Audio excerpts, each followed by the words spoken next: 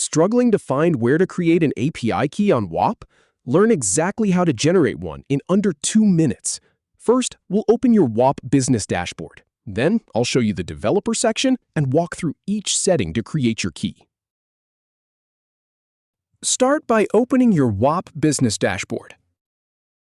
Then, click on the developer section in the sidebar.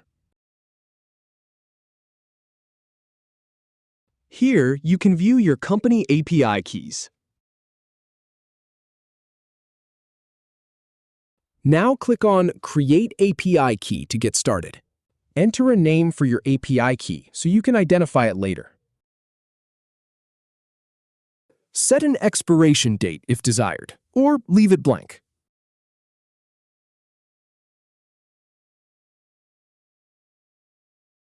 Choose the appropriate role or permissions for this key. Click on Show 52 more categories to access additional permissions.